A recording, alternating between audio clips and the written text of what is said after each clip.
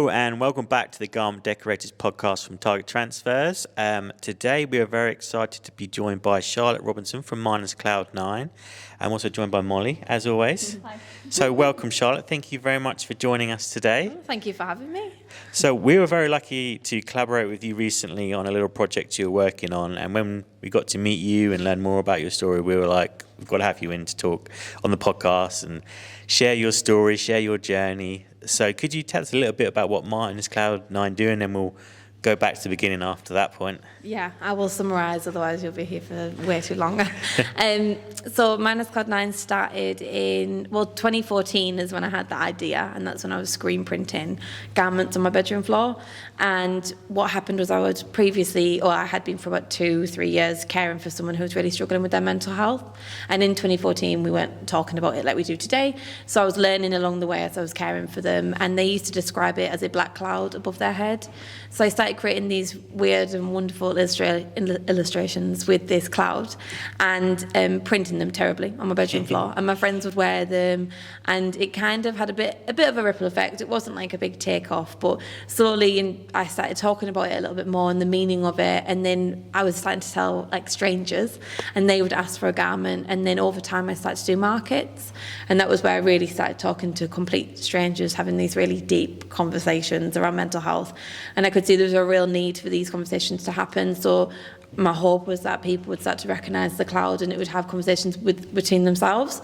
And it kind of just grew from there. I started getting invited into like workplaces to do workshops and like wellbeing like events. So that started to really, I see a massive difference then. Then I was getting really good feedback off corporate. So again, I could see another opportunity where being vulnerable could help other people and having these conversations. And then when I met you guys was when I was doing a campaign. It was Cloud9's first campaign across London Underground with TfL, Thrive London and Zero Suicide Alliance, and it was messages of hope across the London Underground. It was a suicide awareness campaign, and throughout May and June when the campaign was up, over 33,000 people took the suicide prevention training. So not just because of us, it was just overall. But we would like to think that we had a part in helping people with that, yeah.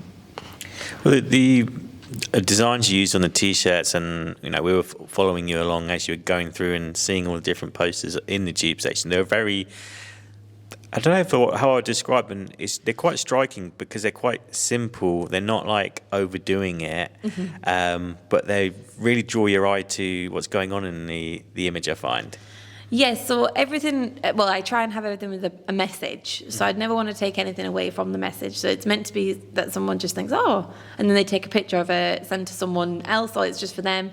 So I actually caught one person one day. I was stood, when I went with the photographer, we were just looking around and taking videos, but as the train was coming, we'd stand back, and then I caught a gentleman like take a picture, and I said, are you taking a picture of that? And he was like, yeah. I was like, that's my work. And he was like, oh, sorry. I was like, no, you're I remember you saying when you came in, you were going up that day to see them, and that was your goal, to see somebody someone that you didn't know and hadn't asked to take a picture of it. Can you pause? So I literally, and I just started crying, and then I was like, do you mind if we take a picture of you? And he was like, of course. And he was just like the nicest person. He full on went into like posing, model mode. But it just really showed like in that moment how like just doing something a bit like vulnerable, it made a sense of community immediately. And he was so happy. He was like, well done, everything you're doing. And he must have took like 16 pictures because he was taking them for the camera. But his family were all like really like positive about it. And I just thought, oh, I'm so happy I witnessed that. Hopefully that's happened a lot throughout the campaign. But yeah, they are quite simple. There is a little bit of an anime kind of vibe to it, and that's because I'm really like heavily influenced by Japanese art and Japanese fashion. I love it. So my goal is to actually have the illustrations out in Japan. That's what I would love to do. So that's why in the logo it's got Japanese writing, and that says mental health awareness. But yeah, I wouldn't say I'm like a very good drawer really. I do everything on like graphic or on Illustrator. So simple is just what I can do. So it's my ability as well.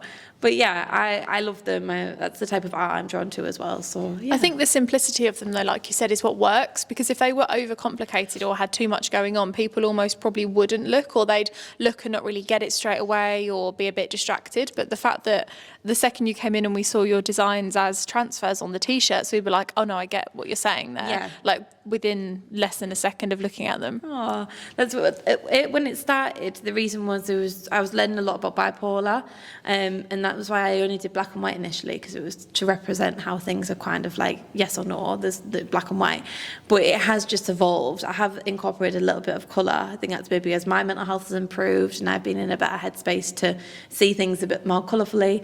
But yeah, I really like the simplistic like message, and people have had it tattooed on them now, so it's really becoming its own identity. So I feel like I can't really turn away from it, because that's what it is. But yeah, I'm really proud of it from where it come from, definitely. Yeah. So you obviously you started when you were at uni, was when you first started actually printing T-shirts. Was that with the Cloud9 stuff at the same time, or were you just being creative and artistic and trying to figure things out with garments? And so I went to so I learned to sew when I was about 16 in college, A-levels. And I really knew immediately as doing textiles, like, okay, I love this. I love to create. And I'm massively dyslexic. So I recently found out that I have ADHD. So that's kind of made, it's like, that makes sense. So like being creative and working with my hands just works for me more than sitting in a class and learning, unless it's something I'm super absorbed in, but that's because I get hyper-focused. So I learned how to sew, and then I went to uni to do fashion and textiles, and it was a mixture of everything. It was a really good course. It was from pattern cutting to print to garment construction. It was a bit of everything, drawing. So I really learned how to make a garment from start to finish and understand what goes into making a garment, and looking at factories and what like the capabilities are. So learning to pattern cut was like really crucial for me, because I was able to be more creative on making my own things. And then in my third year, it was specialising in print, which was screen printing. And this was all when that person I was caring for was really ill. So I was previously doing lots of florals and flowers, but as the years went on, I wasn't feeling as flowery. So I started drawing these girls. And the 6 girls I have on my flyer, my generic flyer, were my uni hand-in. That was my university submission, and I didn't think I was going to do anything with it, but I submitted it as a brand that was based around community and mental health and open up conversations.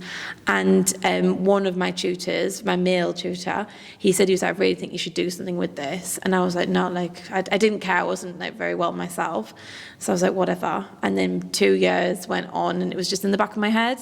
And then I met my boyfriend, who I'm with now, and he relentlessly bullied me. He was like, do something with it. Yeah, you can tell this is your passion. Because I kept having jobs I didn't really care about, and I kept saying, I want to have my own business. So I think inside me I was meant to be an entrepreneur, but just lacking confidence and not knowing how I was going to do it. And then obviously talking about mental health so openly sometimes is intimidating. Even now, I've done it for so long, and I'm but yeah, it's just evolved completely. Well, it is quite an intimidating journey, deciding to be an entrepreneur or deciding to start your own business. Can you remember making that first T-shirt once you went back into today's the day I'm going to do it? So I bought a screen printer. So on eBay there was this screen printer kit from Italy, because I couldn't afford to do it all properly. So I was using screens with sunlight and doing it in my garage in my garden. But it was with screen printing, you guys probably know, with dust or the wrong lighting or the wrong temperature, it all goes wrong. And I was just trying to print this one little figure, and it was just always a blur whenever I did it. And I invested in this piece of kit. I saved up for it. It was about £3,000, I can't remember. And it had an exposure unit on it and a board to print.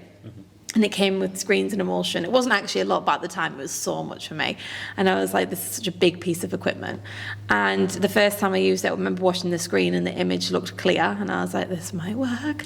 And then when I lifted the screen up, it was a complete clean press. And I was like, and I didn't have any of the right things to dry it. So I just hung it up to air dry. And then I remember the next day wearing it really proud, and I was like, this is I definitely want to create something, because that sense of achievement is dopamine hit times a million. Yeah. And do you still have the original T-shirt somewhere? I do somewhere. The Hall of Fame. I gave the first ever jumper to one of my best friends. And I know she still has it. So I do still have it. But if I seen it now, I'd probably cringe. But that's horrendous. But that's all. It's all part of the journey, though, isn't it? It is, yeah. Learning to improve and go from there. So how did you first start selling them? Did you just start selling them to friends and family, or did you take them to the markets? How did you get going with them? So a bit of both. My friends were really supportive. I lived in a house share as well, who actually were around while I was struggling with my mental health, so they could see the impact on me. They knew how much it meant to me, and they all helped me personally. So when they saw I was actually doing something with my business, they were so supportive. So they would all buy bits like £15, very cheap, but I'd still make like a £5 off it, and I was just really happy to be making something. It wasn't enough to be sustainable or live off, but it was amazing. And I did my first event. I used to be events manager in one of my jobs, and I did an event with Mind charity, and I put a little reel of my clothes up with a little bit of written what it meant. And then I started talking to people at that event. I felt kind of protected because I was doing my job, but I was able to talk about it. And then that had a really nice response. And then I just started doing markets, and that was like a real shift for me, because I was going to markets and making hundreds of pounds, and I was like, oh, this could be enough to live off if this was sustainable, and I was doing it 3 or 4 times a week. But then obviously the pandemic did change things. But then there was more of a need for me online because of the pandemic, and obviously a lot of people then started talking about mental health more, and it was affected. So I started making masks, and I sold over 3,000 masks. And that's where people started uploading pictures wearing their mask, and it was a mask with a transfer clouds all over it. And people would write there why I wear the cloud. So it was trying to encourage other people to talk about their own stories. Yeah. So it must have been obviously, but it's all part of being a business owner, is being adaptable. And I think that's one of the things that we've noticed from businesses that have kind of starting to kind of come out the other side now a little bit, is those that were like, okay, I need to, everything's changing. Yeah. And some things will never be the same again. But actually being able to be like, okay, what can I do to have a positive impact with the equipment I have? Yeah. And making masks was a great option then, wasn't it? Oh, I mean, obviously I didn't love it, but it made me really realise how capable I was. I had an Etsy shop, and then I had my shop, and the Etsy shop, it was literally, I made my own pattern, so that was like really good to see my skills work. But I did it really early before fast fashion caught on to masks. So my Etsy shop, I was getting hundreds of orders every day, and I'd be looking at my phone, the notifications were coming through. And me and my boyfriend were like, it was great, but it was a bit like, how am I going to do it? Because Etsy are really strict on your dispatch times and all the rest of it. And I was like, I don't know if I'm physically capable. But it kept me busy in the pandemic. It made me realise I was capable. I was able to make masks for like Andrew Lloyd Webber, his theatres. Like, it was really word of mouth. And I started embroidering logos onto it, and it really grew. And that, because I didn't lose my job, but my job kind of made itself redundant because there was no events and everything else. I was unable to financially sustain and be able to pay our rent and bills and be able to survive. So it was really a real change for me, because I was like, actually, I want to do this and create and make stuff, and then have people tag me in the photos more than working for someone else. Yeah. You do caps as well, right? I've seen on your Instagram page you do like the embroidered caps. At what point did you transition to like introduce those into your range? Because that's quite a difference between face masks to, almost like full-on product range. Yes, so the caps are really recent. The caps are like literally, I developed them last year. But the caps are one of the things that I don't do because I don't have the right hoop, so I had them made.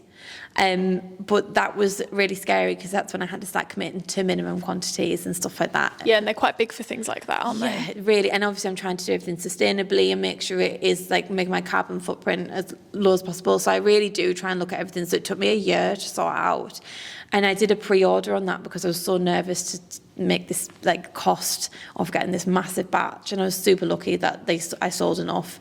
I sold out of one colour on the pre-order, so that made me also a little confidence boost, and I was like, maybe this is more of a business than sometimes I think it is. Sometimes I'll say to people, I've got a little business, but then sometimes it surprises me as well with what it does. So yeah, it's definitely evolving still, but there's still a long way to go. But I am at the point where I'm ready to stop making things myself. That's what we're talking about. Either get a team member and start manufacturing on a slightly bigger scale, but as sustainable as possible. Yeah, but I think pre-ordering is pretty good for things like that, especially if you are, for people listening that are a newer business. We talk about this a lot sometimes with like mock-ups and things that you can make online. It's so easy now to create your product without creating your products and seeing what the interest is, testing the water, that kind of thing, before you commit to that, like you say, cost, and then you sort of sitting there with all of these hats thinking, oh my God, I can't get rid of them. And do that, because the amount of times I've thought, no one's going to want to pre-order without seeing it, but I have spent so much money over the years on equipment or whatever, thinking I need to buy the cap hoop, for example, or whatever, and then sold like 3, and I'm like, okay, I've still lost money on this. Like it's such a gamble doing anything. It is worth it when it works, but it's peaks and troughs, isn't it? And sometimes it doesn't work, and that's also okay. But try and like prevent the risk for yourself. Yeah, definitely. Yeah, I think the thing, and it shows with your business though, is consistency. And I think if you'd have just released like a couple of different items and not really spoken about it, but it probably wouldn't have been as successful. But the fact that you talk about it all the time, it is what you're passionate about. It's your life in a way. Yeah. And the fact that you've just introduced those products as almost like a side, well, it's obviously a big part of your business, but as far as everyone else is concerned, almost like a little side piece for them, for your business. They're like, oh, this is a token of what that cloud means to me. And I think that's such a different perspective, rather than just, oh, I bought this T-shirt kind of thing. Exactly. I really would love the cloud to be recognised the way, like, obviously this is big dreams, but that's what I manifest. So like the Nike tick, immediately what that means, who it is. The Apple, it's tech. You straight away know, when you hear about Jeff Bezos, even though he's done some very interesting things, he started in his garage and he worked really hard.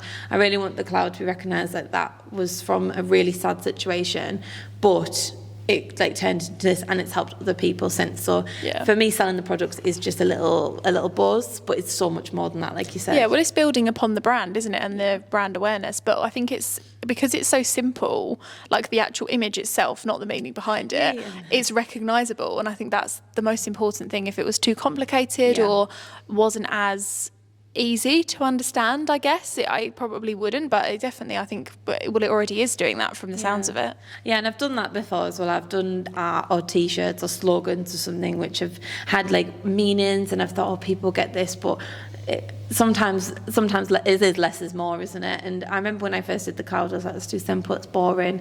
But if you literally look at some of the biggest brands in the world and what they've achieved, simplicity is sometimes just the best thing ever. And it's simple, it's easy, people are proud to wear it. That's one thing I was like, proud of your cloud. Like, yes, less is more sometimes go for it, but yeah.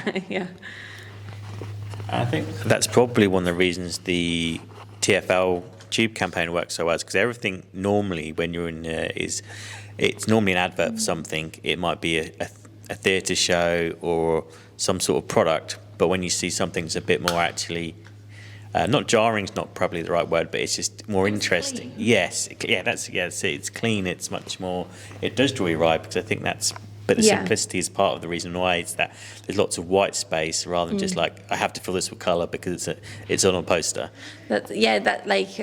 I love that you just said that, because that was like a big thing one of my uni teachers used to say to me, like, white space is important, and I used to be like, but for me as well, on the London Underground, I kind of associate that with stress. Like I don't really look forward to going on the tube. Like sometimes it's fine, but that's because it's either like not rush hour and I've got my headphones in, but if it's rush hour and I've forgot my headphones, it's just the worst person in the world.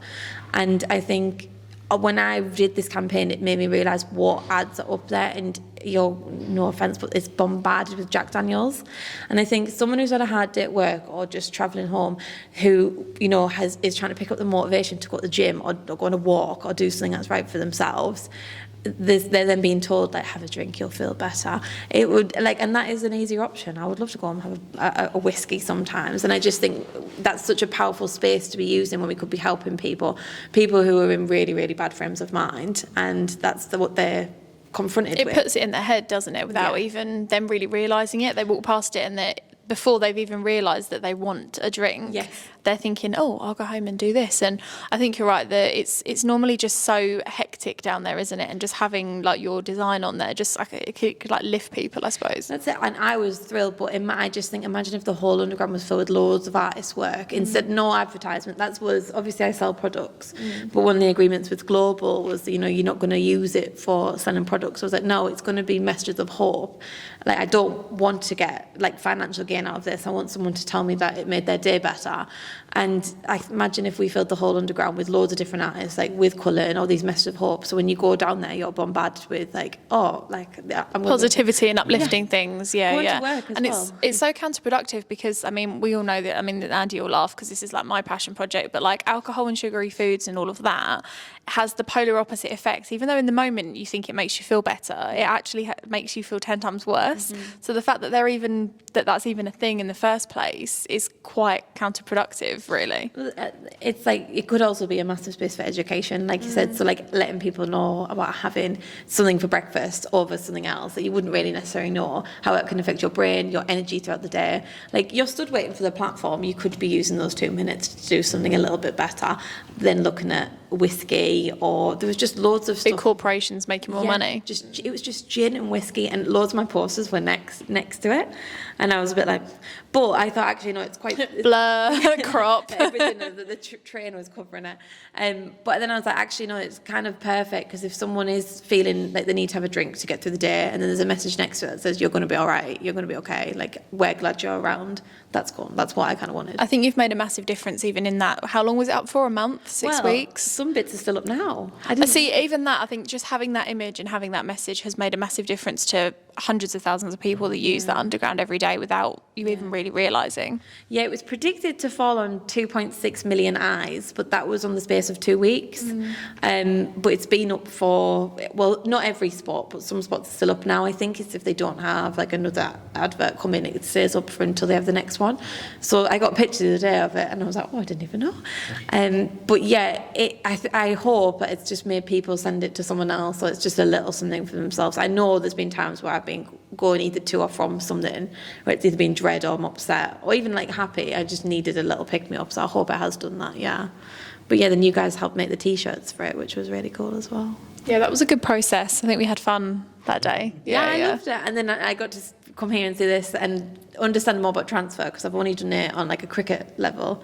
Is it cricket or cricket?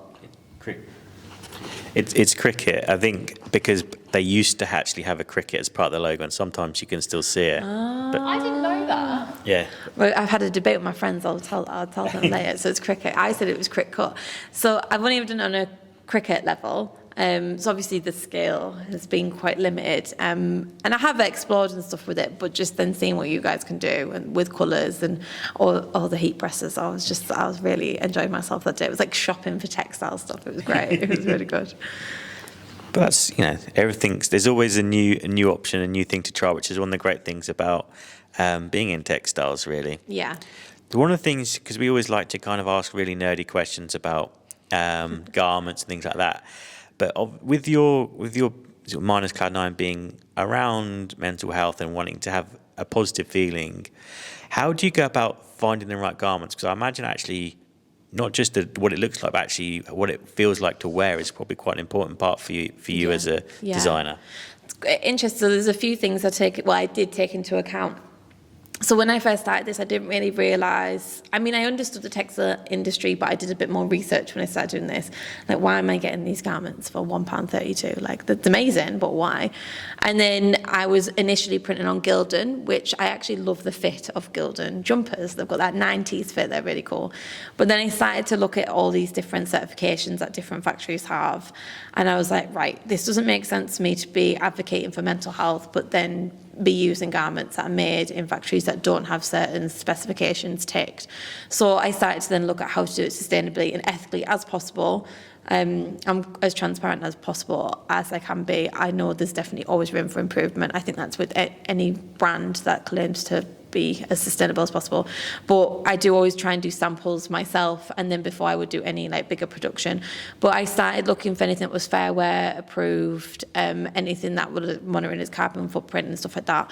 So I found a few that were great. I use Rollawise, I know you guys have worked with them as well, and Earth Positive, Continental, Stella Stanley, and that's just where I'm just staying with them now because the quality as well. You do feel the difference massively. It is expensive, more expensive, especially when you're first starting out. But I think if this is for me, it's a massive part of my ethos to be sustainable and have things ethically made. To be honest, the ethics more than sustainability is what I care about more. I care about people's safety in a factory. I want to know that they have a fire exit, they can go to the toilet. I'm not going to feel happy wearing someone's clothes that someone has like hurt themselves making for a t-shirt for me to get £2 cheaper. That doesn't like fill me with joy at all. And I also think you see the results. So a lot of my stuff I know people still have from years ago, and it's been washed and it lasts longer. So you just have to invest in your wardrobe a little bit more if you want to go the extra mile. But I really believe in it. And also for anxiety, I personally always wear baggy, oversized clothes because it's just how I feel comfortable, and quite heavy clothes. And that's like, you might have seen like weighted blankets and stuff they use for anxiety. So a lot of my jumpers, which are Stella Stanley that I use, they are heavy. And that's part of it because it feels like a big hug. So that's a factor of it as well. But yeah, I think the quality, people always touch my stuff and they're, oh my God, it's amazing quality. But yeah, the ethical side of it was definitely a really important part for me. I think that's, and I think that's important. And we speak to a lot of the blanks companies. I think a lot of them actually have more ethics than they realise sometimes, especially not just in terms of the factory, but the process that goes into making stuff and dyeing stuff. Yeah. But what's been really interesting over the last 6 months is how they're now starting to talk about it and become much more aware of it. And I think that every single customer now, whether it's, as someone buying from a brand, it's definitely at the front of their mind. I think even for our customers that are doing fulfillment, actually understanding how a garment's been made is really important now, because every kind of end user wants to know that it's come from a good place. They want to know it's going to last a long time, and they want to know it's going to feel good when they wear it as well. Yeah. I've really noticed a lot of brands I've never previously used start to do their like sustainable stuff as well, and that's great because I'm seeing more cuts and more options, so I'm like really happy about that.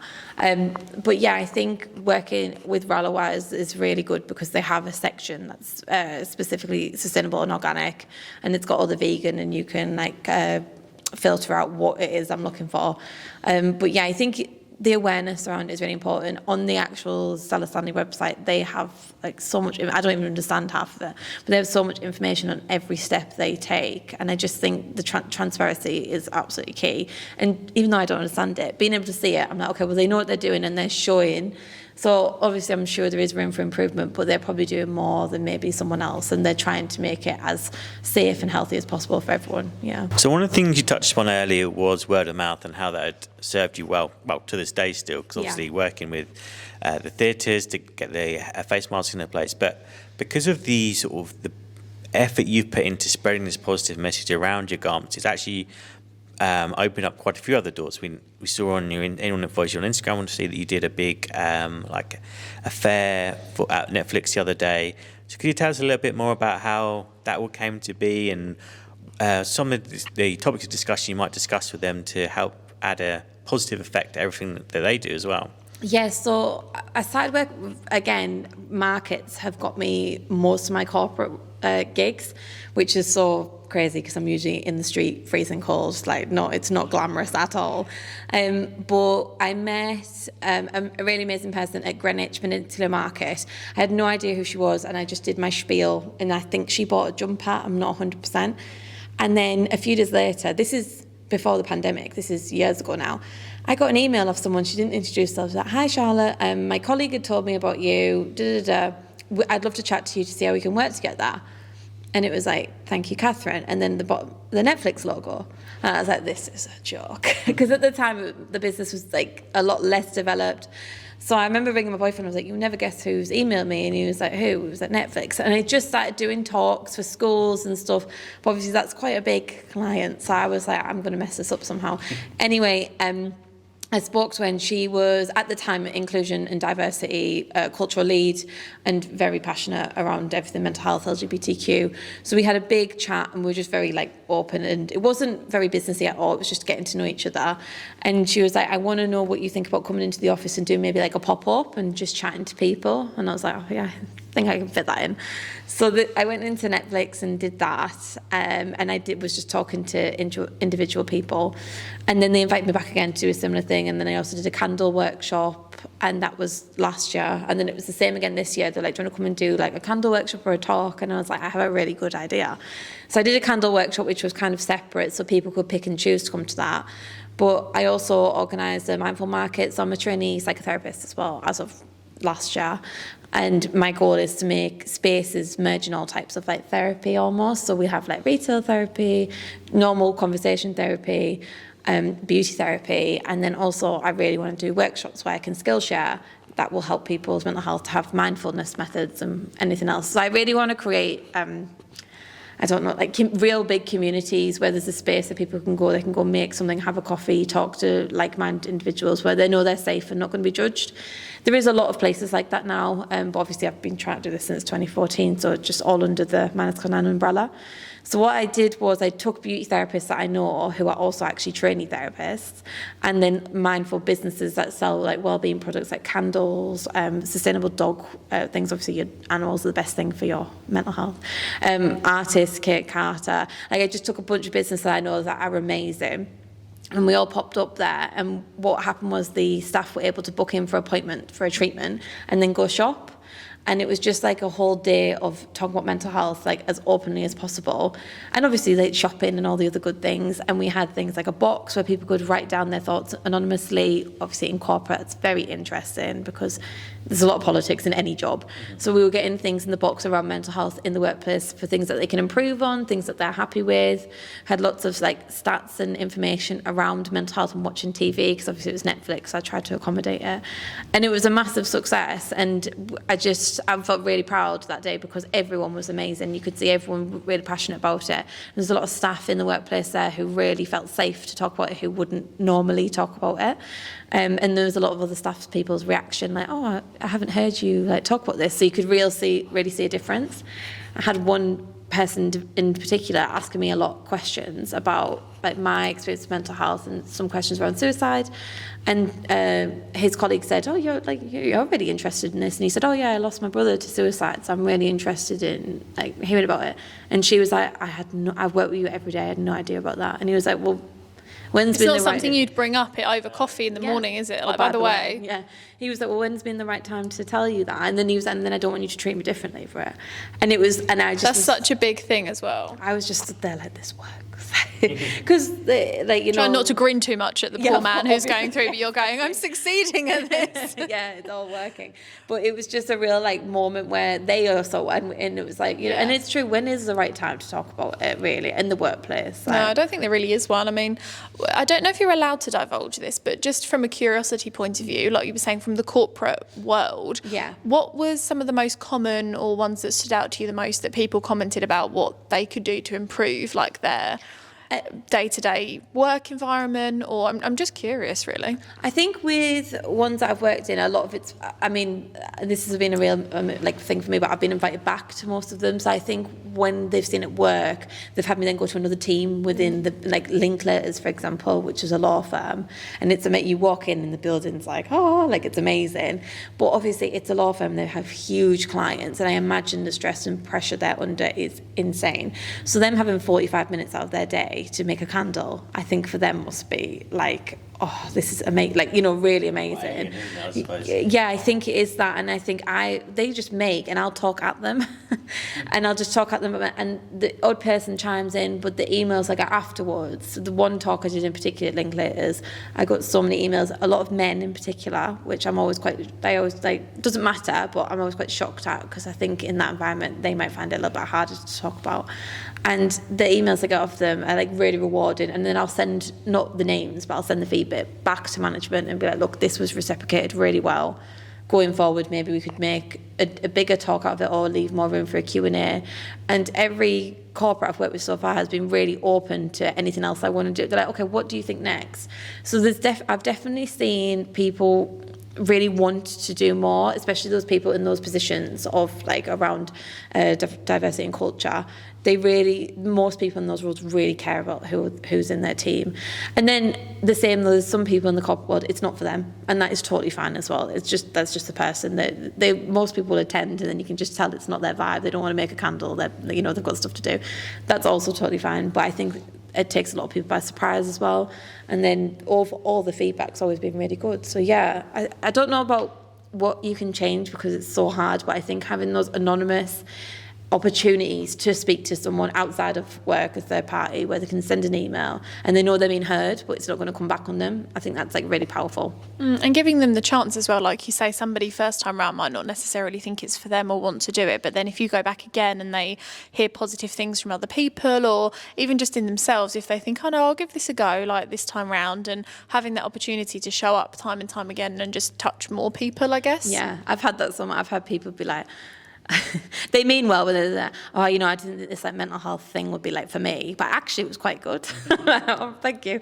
But I understand, because it's a word that like a lot of the words are thrown around a bit more now, like especially I do a lot of talks in schools, and a lot of teachers are quite bad at, everyone's got anxiety, everyone's got depression, and it's like, some people actually do, and I think a lot of these words are thrown around quite a lot, that they've lost the weight. That was going to be my next point on that topic, is that I think, and I could be wrong on this, it's just like my observation, but I definitely think because those words are used a lot more now, which is fantastic, and they're a bigger part of the world, and I think that's great, but I do think that more people have chimed in, taking it almost as like a label, and then it takes away from the people that do genuinely have it. Yeah. Because if you do have anxiety or depression, for example, the people that genuinely have it and genuinely struggle with it, you don't know they've got it. Yeah. Whereas the people that walk around going, I have this, I have that, I think, well, if you are feeling a bit off, like, I'm pleased that you feel comfortable to talk about it, but at the same time, I have even like a few personal relationships, I've seen it be taken away from some people, and I think it's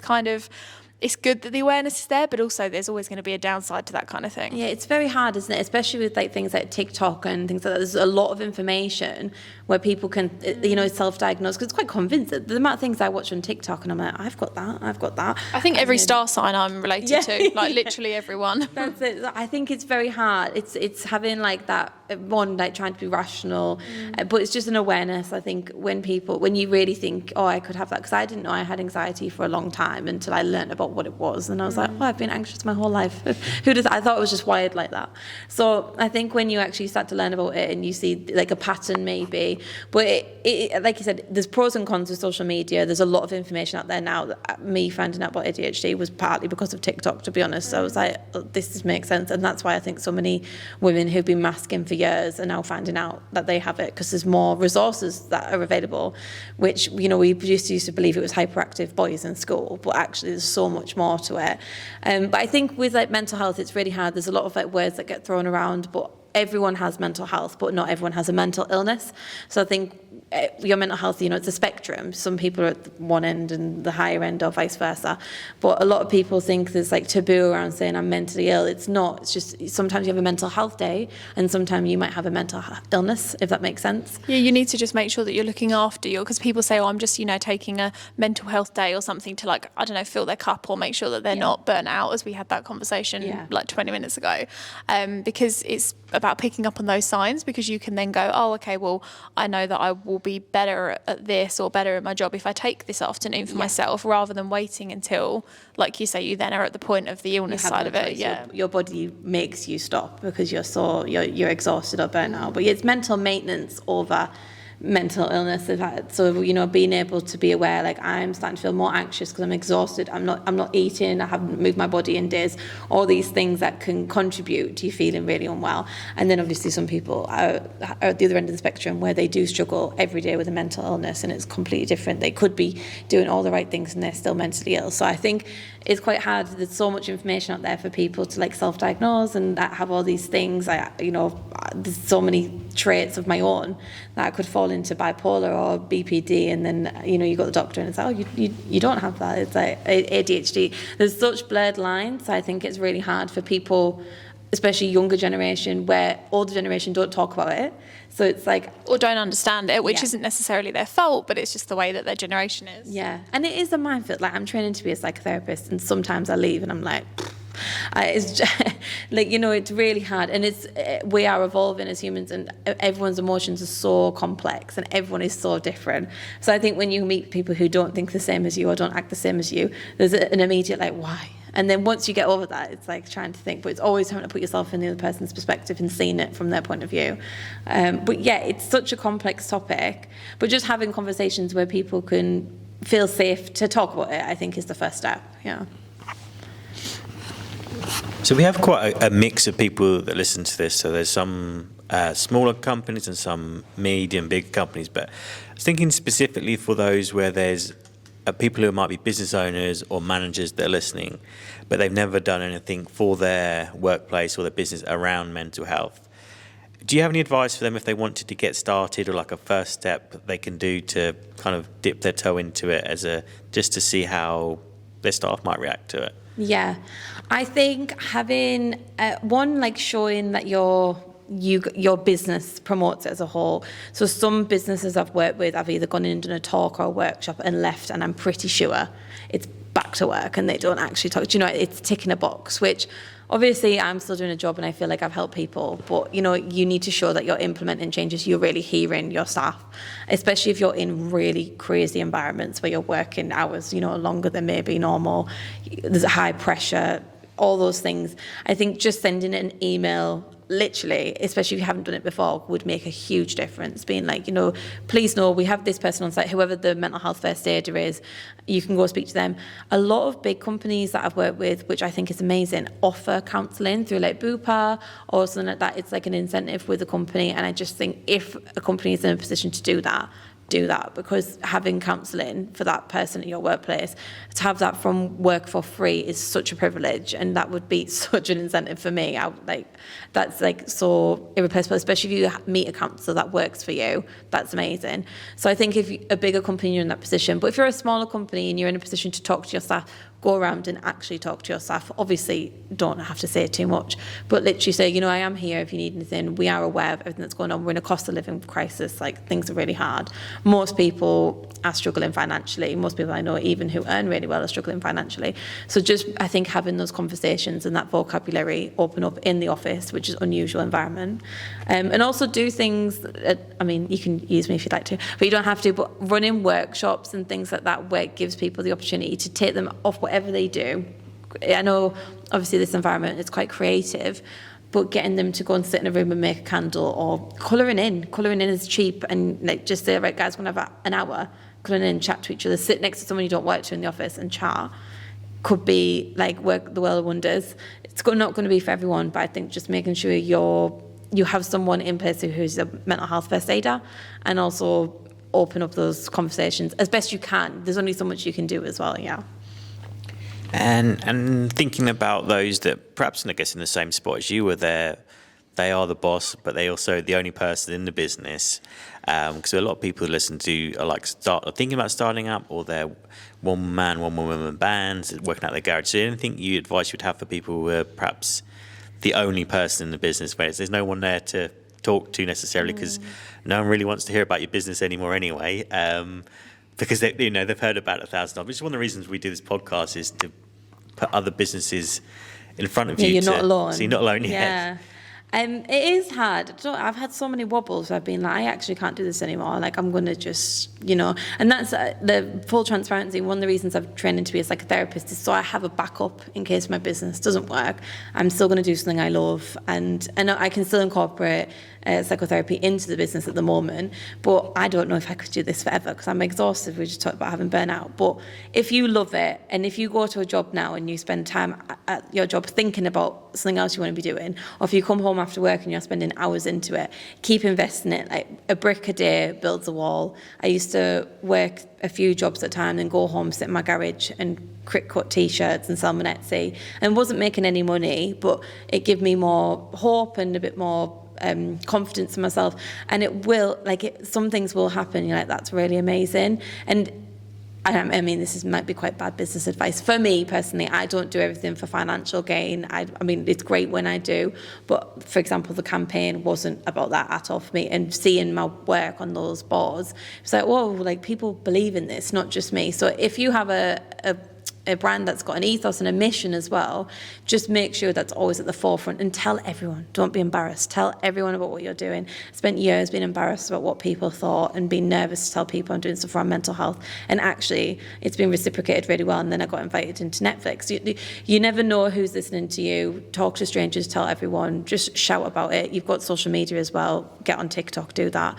But yeah, most importantly, look after yourself, because when you're alone, it is hard. You get in your head a lot. Especially if you're like me, can be a bit negative sometimes. But yeah, definitely keep going. That's always like my mantra. Yeah. So one of the things I also wanted to touch upon, because we talk about localization a lot, and word of mouth is a big part of that. It's growing everything around you, and community is a big part of that. But you were an award winner last year for the Brentwood Business Award for Community Engagement. So could you tell us a little bit about getting that award and some of the initiatives that you're doing within your local area that would have led to people wanting to award you? Yes, so I lived in Hertford during the pandemic. So I did look at doing community stuff there, but because of the pandemic, no one was doing anything. It was really hard. And we moved just as the pandemic was coming out of it, and I moved to Brentwood, and I just knew I wanted to be doing stuff locally. Obviously, it's amazing to be doing stuff on TfL Underground, but it's not something that's going to sustain me every day. Having people know you're in the area and do events and stuff can be like super powerful. A lot of my previous jobs were working around community, and I can see the power, especially in a small business. People will support you if they know you're there and you're working hard. So I started literally just going to small businesses around Brentwood and going to like meetups and stuff, introducing myself, and then I started getting invited to some talks and just like speaking to people about mental health. And then I did a mural in Brentwood with Brentwood Council on the skate park. My accent went very posh there. Skate park. On the skate park wall, and it was like a positive mural. It said, "You got this," and it was all about like encouraging people to do walking, biking, like so around that. So it was like a scooter, bike, different illustrations up there, but with the clouds, and obviously sharing information on mental health in Brentwood.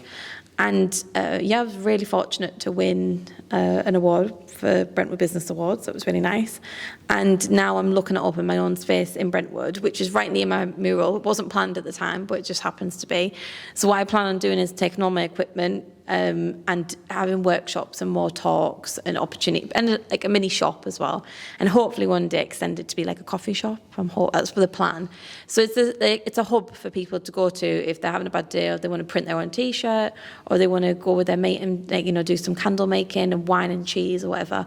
It's going to be a real change. I want to try and change it up every night, so 4 nights a week. So we're doing different workshops and different opportunities to create and teach new skills, and getting a lot of like apprentices and interns, because I'm really fortunate to have quite big bits of kit.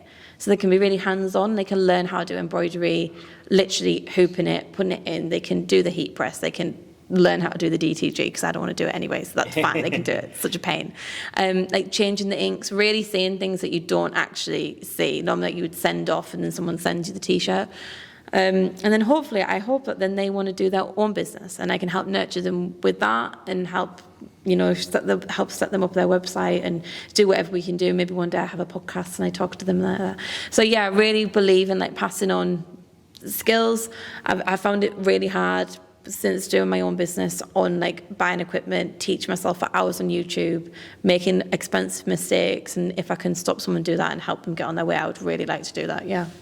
I think that's very important. We see lots of people that come in here that have made expensive mistakes, and anything we can do to try and stop them and just like, take a step back, think about it, try it for yourself. But it's really encouraging to hear that that's the sort of space you're going to be opening, because there's a lot of people that could be starting their own business that don't necessarily have to go and, they might be a bit like yourself. There might be practical people that would just want to get their hands on stuff and learn, and build out their own business that way. So it's very encouraging to hear that that's something that will be available in the hopefully near future for everyone in Brentwood and Essex that way. Well, you guys see it as well when people like peel transfer. It's like, oh, like I get the same kind of buzz like doing that with people. It's not me, it's the equipment doing it. But being able to like give someone that is like super. It's like really rewarding, isn't it? So yeah. Yeah, well, you know, there's just sort of things that they don't realise that they can do or don't think could be a possibility. They see, oh, I can never do that myself. But then you're like, well, you need a few bits of equipment, and it's their imagination that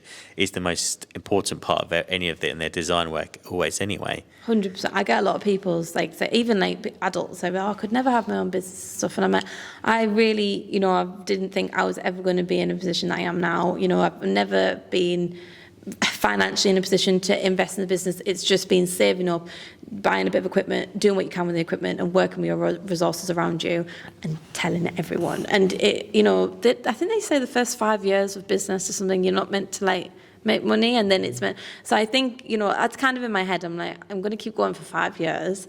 I mean, every year has got better, and you keep going, and then hopefully by year 6, I'm in a position where I can go on holiday.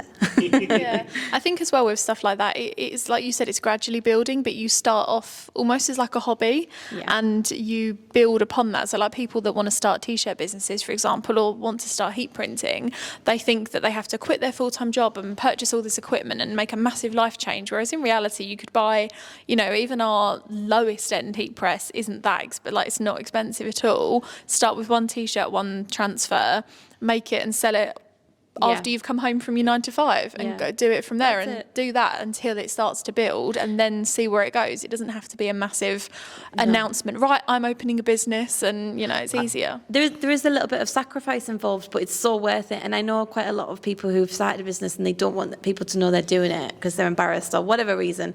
So until it gets good, they hide that it's them. And that's also fine. Do whatever works for you. But I would just say, don't let it stop you from doing it. Don't let all these excuses or whatever it is like prevent you from doing something you want to do. If you think you're capable, which probably means you are, if you're not believing in yourself, if you're thinking about it, you must be capable. Exactly, because it's not like it's a few hurdles to get there. But I really like, especially like t-shirts and stuff that's so like easy to sell, normally easy to, not always. And I would say take your stuff, if you're London, but or anywhere actually, go to a market because you get actual customer feedback in person. People can touch your product, and then you really see what works and what doesn't, especially for your area. And you can just grow from there. If you sell nothing as well, don't be disheartened. That's happened to me before. I've gone all the way to Spitalfields, I've set up, and it hasn't been my customer there that day. But then I've gone back a few weeks later and took nearly £800 on t-shirts. So it is just literally juggling everything. But just if you're not believing in yourself, no one can believe in you. So believe in yourself, yeah. I think that's a very good note to finish on. Positive message. Do you have anything else to add, or have I just cut your question short? I would agree that I think that's a very good place to end. Yeah. Perfect. Well, thank you so much for joining us on the podcast today. It's been really fantastic. Nice. We'll have to have you back again soon. We'll have to go and visit your space when it opens and maybe show everyone around on the YouTube channel. Oh, I'd love to have you guys there. I mean, it's not going to look like in here. It's going to be a little bit more makeshift, but you never know in a few years. But yeah, definitely would love to have you guys there, potentially do some workshops or whatever with transfer. But yeah. Perfect. Well, thank you very much to everyone for listening or watching on YouTube. Don't forget to like and subscribe on whichever channel you're watching on, and we'll be back next Thursday with another episode.